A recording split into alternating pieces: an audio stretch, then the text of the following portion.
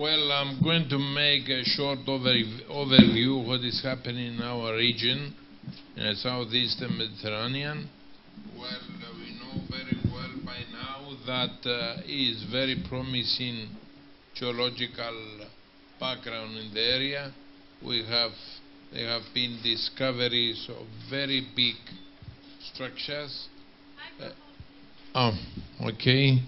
And the market in the area is also very, very large.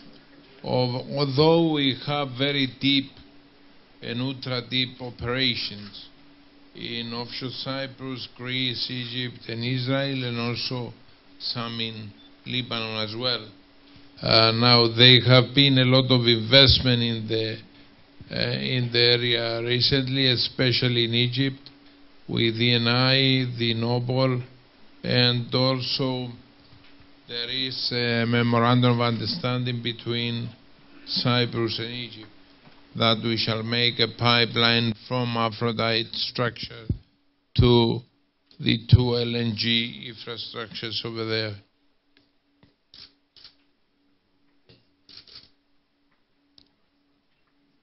Now,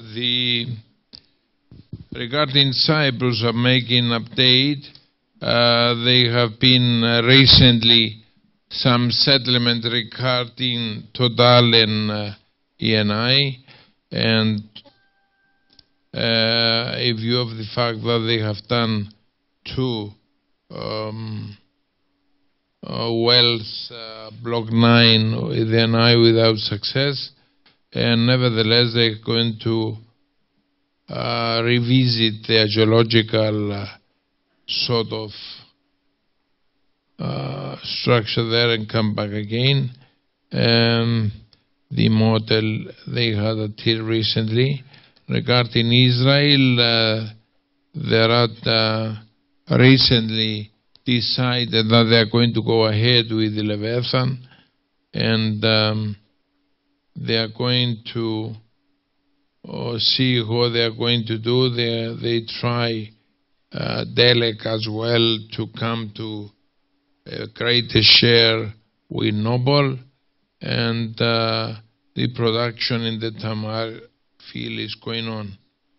Regarding Egypt, there are decisions recently for a mega project with PGS, and they are going to go for a deeper horizon, more extensive exploration to help to identify targets, not to be in a position to seek for a more gas.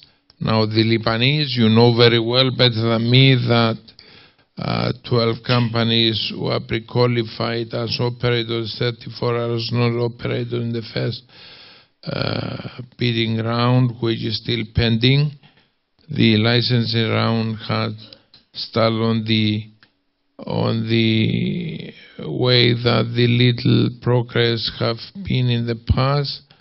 The current situation remains the same, pending adoption of the government by the necessary decrees of the licensing round, making it more difficult to predict what is going to be in the future. So this has to be clarified very well, very much. Now regarding Greece, we have a new government in Greece. I've been as an advisor to the Prime Minister for a year. They believe that they are going to change the model they have. Instead of having concessions to go a production sharing contracts instead. We'll see how they go. Now regarding the discoveries, the Cyprus mean is 5 TCF, which yesterday have been declared as a commercially viable structure and is going to be utilized. Regarding Israel, they have already proven to have 41 TCF.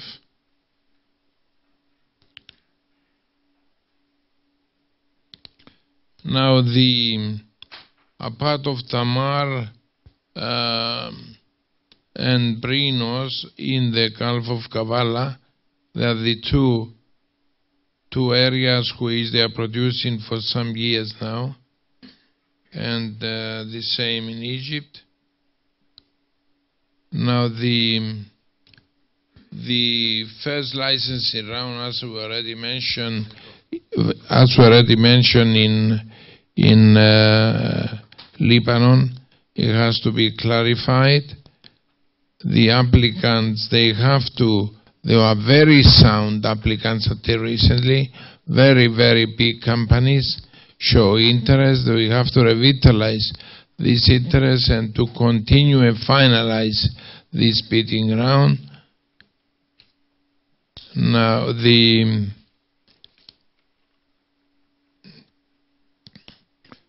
10 offshore blocks which have been defined and indicators that 5 blocks will be more available than the others. They have to clarify the situation they have there regarding the disputed exclusive economic zone with Israel.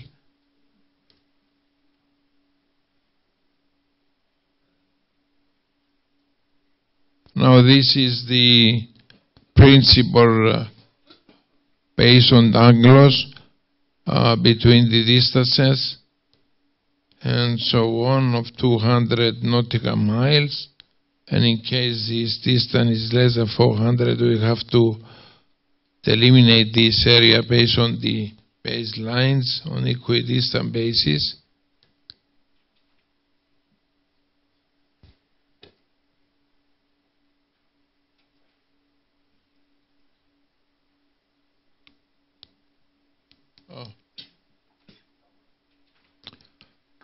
Now the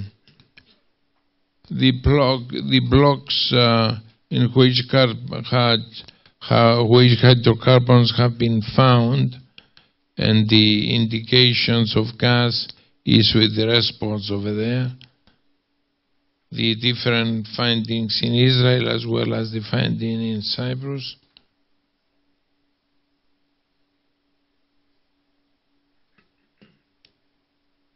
Now the managing National Wealth Fund, the sovereign wealth fund is widely used in various countries that they do not have national deficit, and that is to secure future exploration. And this is in a place of a framework that will ensure that the revenues resulting from the oil and gas activities are invested in last of a longer term that creating problem or stopping and so on. And this is very important in various countries. And the National Resource Fund coverage and the governors need a legislative framework that will regulate and dictate and control the establishment, governance and revenue distribution and investment policy in the National Hydrocarbon Resource Funds. The main provisions of legislative framework are over here: the fund structure, the fund's operation, the fund's source of income, the fund's resource utilization, allocation, competent authority for managing the funds. And although all these legislative frameworks are providing the general revenues, distribution and investment policy, the long-term investment policy and the annual revenue distribution will need to be decided through the well-defined procedure by the competent authority of the government.